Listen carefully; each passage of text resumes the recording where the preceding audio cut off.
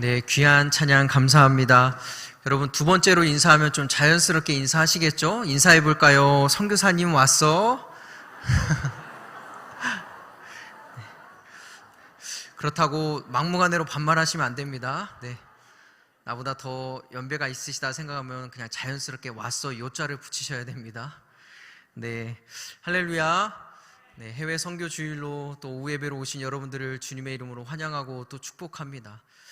여러분, 어린 자녀들은 부모의 모습을 보고 닮고 따라가죠. 그래서 속담 중에 애들 앞에서는 찬물도 함부로 못 마신다라는 말이 있습니다.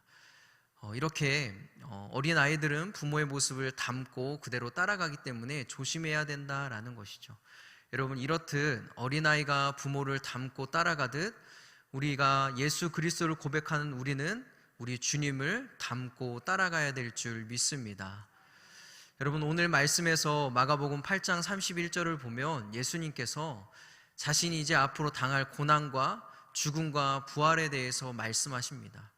사실 이전까지는 이것을 분명하게 드러내진 않으셨거든요. 그런데 오늘 말씀에 이르러서 이제 자신이 앞으로 무슨 일을 당할 거고 내가 어떤 일을 위해서 왔다라는 것을 아주 정확하고 분명하게 드러내십니다. 그러면서 말씀하시기를 누구든지 나를 따라오려거든 이라고 말씀하죠. 여러분, 이 말은 어떤 의미입니까? 누구든지 나를 따라올 수 있다라는 거죠. 그 사람이 남자든 여자든 직업이 좋든 안 좋든 부자든 가난한 사람이든 누구든지 나를 따라올 수 있다. 그런데 조건이 있다라는 거죠. 모두가 다 나를 따라올 수 있지만 조건이 있다. 그 첫 번째가 무엇입니까? 자기를 부인해야 된다라는 것이죠. 여러분, 여기서 자기를 부인한다는 것은 자신의 어떤 의지와 뜻, 육체의 욕망, 그리고 세상의 유혹, 이런 것들을 이야기합니다.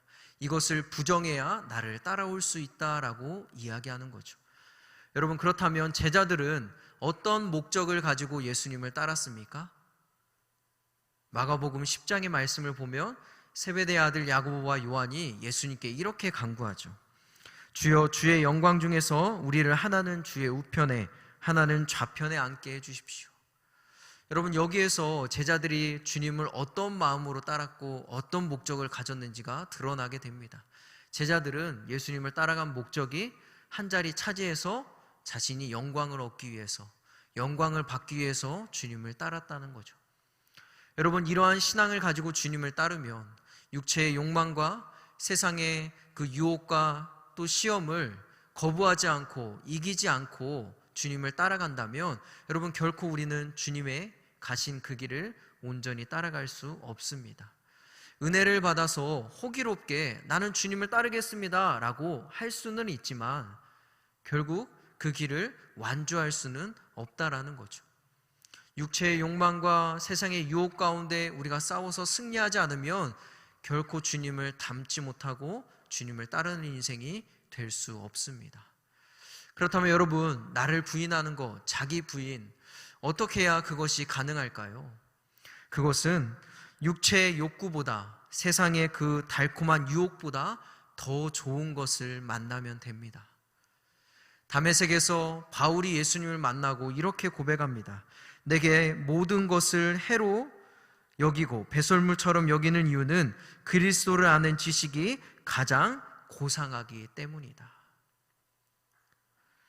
여러분, 주님을 만나서 그분을 더 깊이 경험할 때 육체의 욕망과 그리고 세상의 그 유혹과 좋아 보이는 것들은 더 이상 가치 있는 것이 아니라 배설물처럼 여기게 된다라는 것이죠.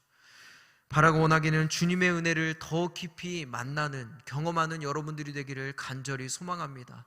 그래서 주님을 따르는 것이 더 좋구나, 주님의 말씀하시는 것이 더 달콤하구나, 주님께서 우리에게 보여주신 그 길이 정말로 생명의 길이구나 라는 것을 깊이 경험함으로 그것보다 가치가 없는 그 일을, 그 육체의 욕망과 세상의 유혹을 싸워 물리치고 주님이 가신 그 길을 나를 부인하고 따라가는 은혜가 여러분들 가운데 있기를 간절히 소망합니다. 여러분, 두 번째 조건을 무엇이라고 이야기합니까? 자기 십자가를 지고 나를 따를 것이다 라고 이야기하죠. 여러분, 여기에서 자기 십자가라는 말, 자기로 번역된 말은 그에게 속한이라는 뜻입니다. 그러니까 우리 주님은 자신에게 속한, 하나님께서 주신 자신에게 속한 십자가를 지고 가셨다라는 거죠. 바꿔 말하면 주님뿐만 아니라 여러분들 각자에게도 하나님께서 주신 십자가가 있다라는 것입니다. 그런데 여러분, 우리가 십자가를 생각하면 무겁게 생각하고 그렇게 이야기를 하죠. 제가 청소년 사역을 할 때 농담으로 이렇게 그냥 속을 좀 썩이는 친구가 있으면 네가 나의 십자가다라고 그렇게 이야기를 했거든요. 근데 이것은 사실 주님이 말씀하시는 것과는 조금 다른 의미죠. 여러분, 여기에서 주님께서 자기 십자가를 지고 가라, 우리 모두에게 주신 십자가가 무엇입니까? 오늘 우리 모두에게 명령하신 그 명령이 무엇입니까? 우리 주님처럼 다른 사람을 살리기 위해서 그 복음의 십자가를 지고 주님을 따라야 된다라고 오늘 우리에게 말씀하는 줄 믿습니다. 다시 말하면 이 십자가는 나를 힘들게 하는 어떤 것, 그런 것이 아니라 주님께서 지신 사명, 곧 우리에게 주신 사명이다라는 것이죠. 각자에게 주신 사명이 있지만 오늘 우리 우암교회에게 주신 사명은 무엇이냐면 복음의 그 십자가를 지고 주님을 따라가는 인생을 살아야 된다라고 우리에게 말씀하고 있는 것입니다. 그렇다면 사랑하는 성도님들, 여러분들은 이 복음의 십자가를 지고 계십니까? 그리고 그 복음의 십자가를 지고 주님을 닮아가면서 주님을 따라가고 계십니까? 우리가 이러한 대답하기 어려운 질문을 만나면 이렇게 이야기하는 사람들이 있죠. 목사님, 이 바쁜 일만 좀 정리되면 제가 주님 잘 믿겠습니다. 제가 이것만 좀 정리가 되면 제가 주님이 주신 십자가 외면하지 않고 잘 지고 주님을 따르겠습니다. 조금만 기다려 주십시오 라고 대부분 많은 사람들이 그렇게 이야기할 때가 있습니다. 여러분들은 이 말씀 앞에 무엇이라고 대답하시겠습니까? 이러한 이야기가 있습니다. C.S. 루이스의 책 중에 삼촌 마귀가 조카 마귀에게 사람을 유혹하는 11가지 방법에 대해서 이야기를 한 것이 있습니다. 그 중에 하나가 무엇이냐면 이렇게 이야기합니다. 사람을 유혹하고 넘어뜨리고 싶니? 그러면 사람들에게 좋은 계획을 세울 수 있게 해줘라. 무슨 말이냐면 계획조차 세우게 하지 못하는, 그렇게 하지 말고 정말 즐겁게, 정말 기대에 부풀게, 그렇게 정말 꿈을 가지고 사람들에게 좋은 계획을 만들게끔 하라는 거죠. 맘 놓고 세우라고 그렇게 부추기라는 것입니다. 그리고 그렇게 계획을 세우게 하고 내일 그것을 하게 하라라고 이야기합니다. 여러분들에게 질문합니다. 오늘 그리고 다음 날이 되면 그 다음 날은 우리가 뭐라고 이야기합니까? 내일이라고 이야기하죠. 내일 만나자, 내일 보자, 내일 밥 먹자, 이렇게 이야기하지 않습니까? 그런데 여러분, 잘 생각해 보면 오늘이 지나서 내일이 오면 그날은 내일입니까? 오늘입니까? 잘 따라오고 계시죠? 여러분, 오늘이지만 그 다음 날이 지나서 내일이 되면 그날은 내일입니까? 오늘입니까? 오늘이 되죠. 인간에게 내일은 없다. 그래서 내일 하게 해라. 아주 멋진 계획을 세우게 하고 그 일을 내일 하게 해라. 그러면 영원히 인간은 그 일을 할 수 없다라고 이야기합니다. 사랑하는 성도님들, 오늘 해외 선교 주일로 오후 예배로 우리가 주님께 예배를 드립니다. 우리에게 내일은 없습니다.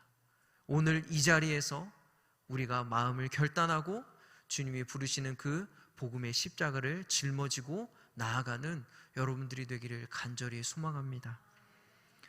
지금 여기서 나를 부인하고 주님께서 주신 그 십자가를 지고 주님을 닮아서 주님이 주신 그 십자가를 지고 많은 영혼들을 향해서 나아가야 될 줄 믿습니다. 다가오지 않는 내일을 바라보면서 살지 마십시오. 다가오지 않는 내일을 바라보면서 사는 삶이 아니라 성교의 십자가를 지고 오늘을 살아가는 저와 여러분들이 되기를 주님의 이름으로 축원합니다.